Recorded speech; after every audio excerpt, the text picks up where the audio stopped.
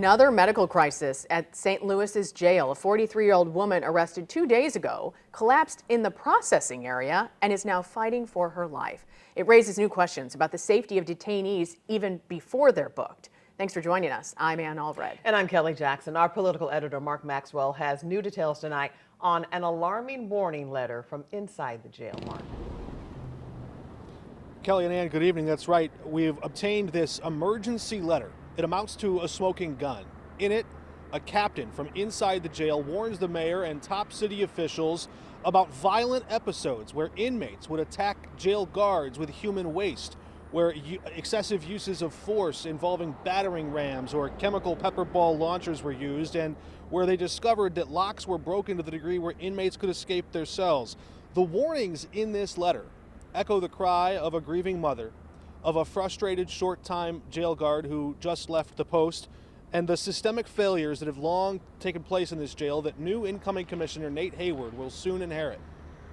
The City Justice Center faces its biggest test in years right as the mayor appoints a new man for the top job. It's a priority for us. Mayor Kara Spencer picked Nate Hayward to lead the jail starting next month. He'll take the keys to a troubled jail where a grieving mother says her son should still be alive. There is literally a cascade of constitutional failure in our CJC. When he was on the bench, retired Judge David Mason would routinely ask defendants before they entered a guilty plea, had they taken drugs while in the city jail.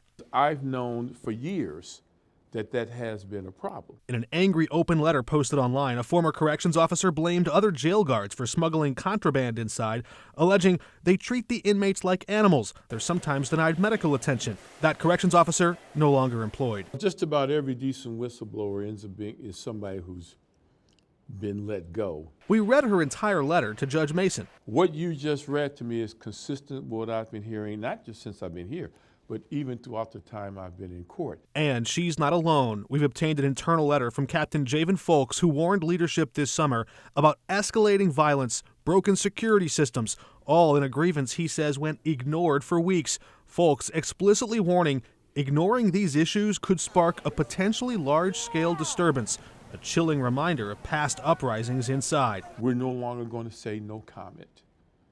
You know, that's no more no comment. There's always, because no comment is the last refuge of the public official who really just doesn't want to tell you, or they don't know. The judge's advice for the new commissioner? If the citizens of the city of St. Louis knew how deep the problems were and were given candid responses at what is necessary to correct them, then they will support city officials in making those corrections. The judge, who once worked as a lawyer for Missouri prisons, saw firsthand how pressure from the press and lawsuits from inmates can bring about change.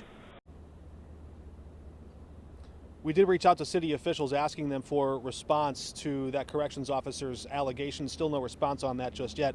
But as we started with the top of this story, that news just today, another detainee collapsing during the processing stage near the front of the jail before making it to the cell, rushed to the hospital in critical condition. Police investigating that incident expect that her death is imminent. A grim situation there. So for this new incoming commissioner, the crisis is not just theoretical. It's quite literally at his door.